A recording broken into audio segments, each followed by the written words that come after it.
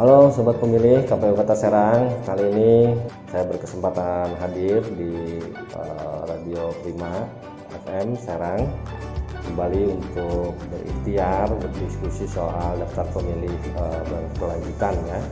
Jadi kita saksikan keseruan bincang komisioner kali ini bersama Radio Prima. Ayo kita masuk ke studionya.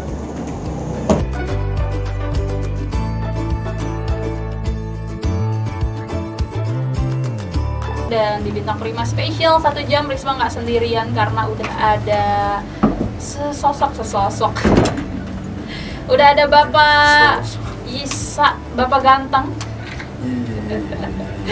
yang juga sudah hadir di sini. Ada Pak Firly dari KPU Kota Serang ya. Dan kita akan bincang-bincang terkait pemutakhiran data pemilih berkelanjutan 2021. Di Prima FM sendiri udah sering disonding ya Sobat Prima tentang pemutakhiran data ini, kan penting banget untuk mengupdate ya data-data pemilu, data-data pemilih gitu. Nah, kalau dari KPU sendiri ini tahapnya udah sampai mana di 2021 tahapnya? Terima kasih ya. Pertama saya atas nama kelembagaan KPU Kota Serang perlu mengapresiasi kepada teman-teman di Prima FM karena ini kali keberapa kita berdiskusi soal DPP ya. Terima kasih banyak. Ini salah satu kontribusi media ya untuk bisa melakukan edukasi terhadap pemilih ya. Kalau pertanyaannya tadi menjawab pertanyaan bahwa tahapan yang sedang berlangsung di proses pemutakhiran daftar pemilih berkelanjutan ini di pertengahan tahun ini kita akan mengagendakan sampai akhir tahun ini itu apa yang disebut kita jemput bola ke level pemerintahan paling bawah ya, dalam hal ini kelurahan dan RT ya. Kita sudah datang ke kelurahan Banjar Agung di Kecamatan Cipocok Jaya, ke Unyur di Kecamatan Serang, dan terakhir kemarin di Kasemen, di Kecamatan Kasemen. Nah, langkah tersebut kami lakukan untuk bisa mempercepat proses penginputan data karena kami tahu di kelurahan itu ada data yang disebut lampid ya. Mereka tuh punya data lampid. Lampid itu apa tuh? lahir, mati, pindah, datang. Jadi setiap bulan mereka mengupdate fluktuasi lampid itu di daerahnya masing-masing kan. Kalau ada orang yang datang, pendatang gitu, nah itu dicatat. Kalau ada orang yang meninggal kemudian diurus akte kematiannya. Nah, data lampid di kelurahan itulah yang kemudian kami akses ya. Kami setiap datang ke kelurahan itu diberikan akses untuk bisa tahu ada data lampid di kelurahan tersebut ya. Nah, data itu sangat berguna bagi kami untuk memperbaharui data pemilih kita ya. Data pemilih berkelanjutan kita itu salah satu sumber masukannya adalah lampid di setiap kelurahan itu ya. Lampid. Ya, jadi data lampid itu kalau ada laporan di kelurahan tertentu ada yang meninggal, 7 orang misalkan bulan ini, nah, kita bawa ke kantor. Kemudian kita verifikasi 7 orang ini, dilihat di DPT kita, oh iya betul, 2019 dia masih ada, tapi bulan Mei ini dia dilaporkan meninggal oleh pihak kelurahan, itu kita coret. Dikeluarkan dari daftar pemilih untuk nanti 2024 ya. Betul, jadi itu tahapannya yang sedang kita lakukan ya, yang sedang kita kebut itu adalah mengakses data lampid di setiap kelurahan. Dan pada kesempatan ini atas nama lembaga sekali lagi kami juga perlu mengapresiasi kerja-kerja aparatur kelurahan ya di pemerintahan Kota Serang itu, karena kami diberikan kemudahan mengakses data lampid sehingga kemudian pada gilirannya ini mempercepat proses pemutakhiran data pemilih. Saya kira itu aja yang sekarang sedang dilakukan. Dan nanti pasca semester kedua tahun ini kita juga mengagendakan itu kunjungan ke RT RW. Kunjungan ke RT RW, jadi lebih bawah lagi tuh, lebih bawah lagi ya. Menyasar ke langsung mungkin jemput bola ke rumah-rumah gitu, spesifik ke ini ya. Ke RT tersebut gitu ya. Kalau kelurahan kan kayak Unyur, dia kan Masih luas ya. satu Masih kelurahan itu besar memang gitu. secara geografis kepadatan penduduk dan luas geografis kewilayahannya kan besar ya. Iya. Nah, karena itu nanti akan kita persempit agar lebih fokus datanya itu ke RT RW ya. Kami sedang mengklasifikasi kira-kira RT RW mana yang nanti akan kita datangi ya. Tentu kan harus ada guide dan harus ada petunjuk. Betul. Jangan nanti datang ke RT itu apa gunanya kita datang ke RT itu harus dipotret. Iya, ada SOP-nya lah ya, menjalankannya gimana, Ya, job desk-nya karena apa aja yang 3 kelurahan yang selama ini kita datangi juga pertimbangannya karena mereka jumlah penduduknya banyak. Oh. Banjar Agung itu banyak, Kasemen ya banyak. Banjar Agung, Kasemen, Artinya terus kalau Unyur. di kita tuh ada bahasa ini kelurahan gemuk, ada kelurahan yang agak kurus ya. Nah, ini bukan main fisik ini Bukan body shaming nih ya. Ini hanya penggambaran. Penggambarannya ya. Bahwa kalau disebut kelurahan gemuk itu jumlah TPS-nya di atas 50. Kalau kelurahan yang agak ramping ya, bukan kurus ya, ramping, itu jumlah TPS-nya di bawah 50. Kira-kira gitu. Oh gitu. Nah, yang akan kita dahulukan, prioritas kita adalah ke kelurahan-kelurahan yang di atas 50 TPS saat pemilu 2019 kemarin. Oke, jadi berarti sekarang tahapannya dijemput bola ya di. Betul.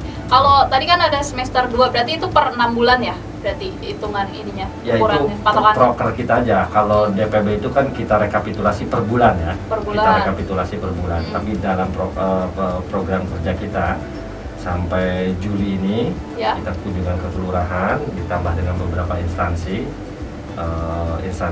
lain. Nanti di semester kedua dalam program kerja kita itu ya kita akan menyasar ke RT RW. Tapi kalau siklus penetapan rekapitulasinya per bulan.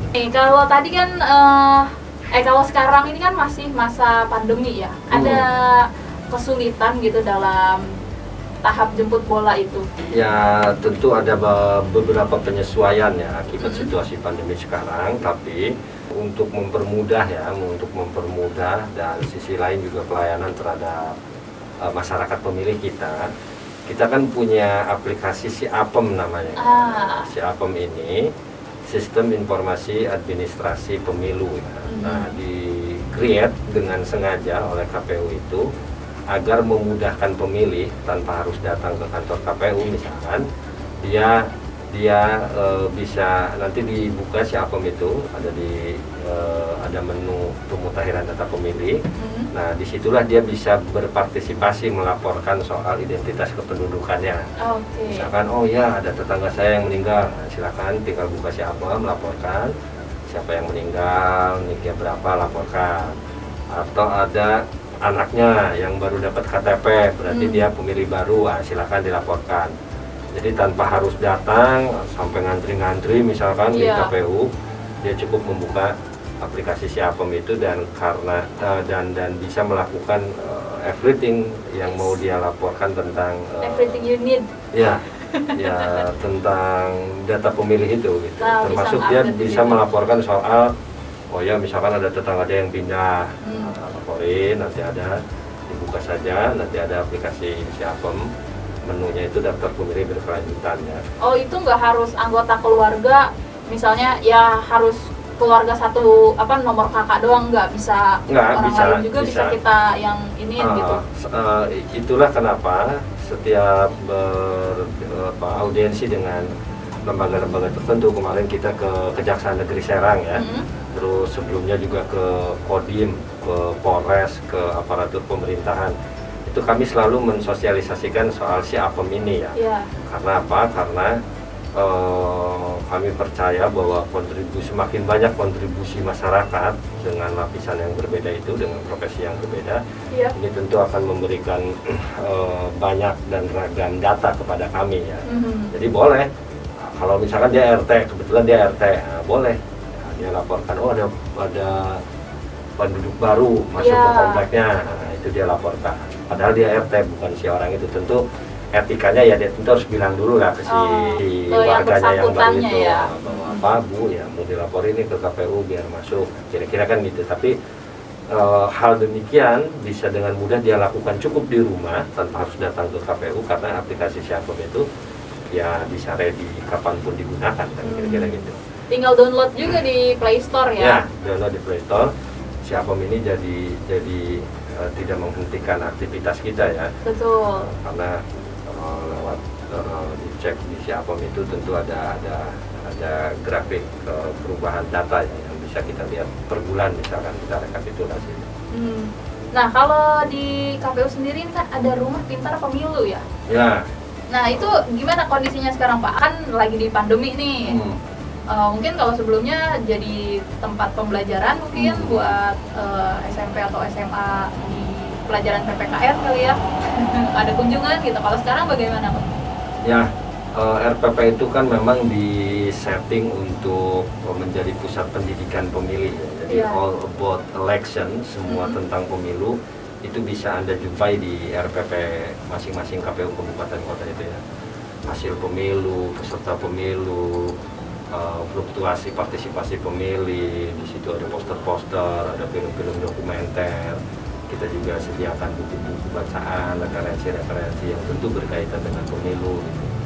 Nah, menyikapi situasi yang seperti sekarang, ya akhirnya kita harus menyesuaikan juga ya. Jadi memang beberapa kali kegiatan-kegiatan di RPP itu kita menggunakan sarana yang bisa mengkoneksikan dengan orang banyak. Sekarang kan bisa lewat Zoom ya. Nah, kemarin terakhir itu bulan sebelum puasa ya, kita nge-Zoom dengan teman-teman SMA pesantren yang di Sumur Pucung. Jadi tetap saja kita meramaikan RPP kita itu, tapi memang formatnya yang harus disesuaikan ya. Tapi beberapa kali karena kita sempat agak membaik tuh di 2020 ya, kita bikin 5 kali sesi diskusi ya dengan kelompok-kelompok masyarakat di RPP. Kita namanya RPP Kimasjong.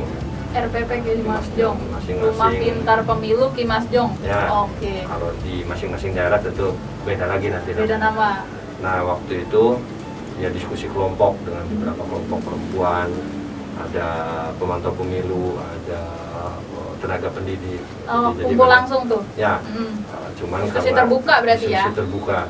Cuman memang karena sekarang situasinya ya seperti ini, karena itu ada beberapa penyesuaian. Nah, mungkin nanti akan disusul juga sebuah acara ya, itu tadi menggunakan aplikasi-aplikasi yang mengkoneksikan kita dengan banyak orang yang bisa lewat. Ya kebanyakan sih nge-Zoom ya sekarang kan. Zoom, Google Meet. Nge-Zoom, nah, itu kan jadi lumrah sekarang bahasa iya. itu. Dan kalau misalnya boleh nanya, harapannya nih apa untuk masyarakatnya tentang data pemilih berkelanjutan yang 2021 dan Siapom nih, harapannya gimana nih Pak ke depannya? Ya, kami tentu saja ini proses pendidikan pemilih ya. Kami berharap betul ada kesadaran kolektif dari seluruh pemilih, para pemangku kepentingan pemilu, partai politik, Bawaslu, pemantau, LSM, lembaga profesi, media, itu semua, pemerintah daerah, aparat penegak hukum. Kami berharap betul ada kepedulian yang tinggi terhadap data pemilih ini, karena pada gilirannya nanti saat pemilu berlangsung dan atau pilkada berlangsung, daftar pemilih inilah yang kemudian akan sangat krusial ya, karena soal hak dipilih dan memilih itu kan dijamin betul oleh konstitusi kita ya. Betul. Jadi ini kita sedang melakukan upaya agar hak konstitusi warga negara itu ya terjamin. KPU punya tanggung jawab atas itu. Tanggung jawab besar ya. Dan karena kami juga tidak mungkin menjalankan tanggung jawab itu sendiri, ya sadar diri akan itu, karena itu kami ya banyak betul melibatkan lembaga-lembaga terkait ya. Jadi di forum ini juga ya, layaklah kami sampaikan apresiasi pada pemerintah daerah, Pak Wali Kota dan jajaran, Pak Kapolres, Pak Dandim, pimpinan Bawaslu Kota Serang, teman-teman media, pemantau pemilu, karena tanpa bantuan mereka kami tentu akan sangat kesulitan ya kami Iya. tentu akan kesulitan. Dan kami berharap semester kedua tahun 2021 ini, ya tentu ada pembatasan ya akibat situasi, tapi tidak mengurungkan pola kerjasama yang sudah kita tata dengan baik sejak sepanjang tahun 2020 ya.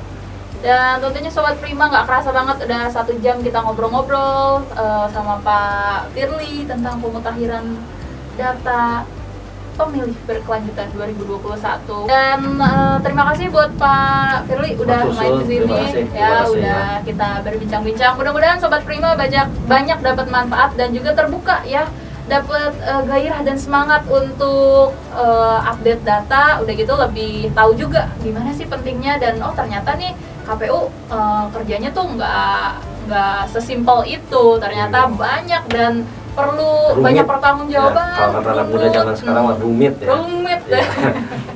rumit. Dan terima kasih ya, untuk itu kita tutup ya. Risma Rianti pamit, mohon maaf kalau ada salah-salah kata. Pak Firly juga pamit. Ya, Di terima sini kasih. ada timnya juga. Kita undur diri. Nanti kita ketemu lagi di Bintang Prima edisi berikutnya dengan tamu-tamu spesial. Jadi pastiin kamu tetap pantang di sini. Risma Rianti pamit. Wassalamualaikum warahmatullahi wabarakatuh. Waalaikumsalam warahmatullahi wabarakatuh. Halo sobat pemilih, terima kasih. Kita udah bincang-bincang di kali ini di Prima ya, di Prima Radio. Terima kasih banyak. Saksikan episode-episode berikutnya, nanti akan tampil di channel YouTube-nya KPU Kota Serang. Dan kepada teman-teman di Prima, kami juga ucapkan terima kasih sudah bisa memfasilitasi. Terima kasih. Terima kasih KPU udah main. Ya, terima kasih. Mantap.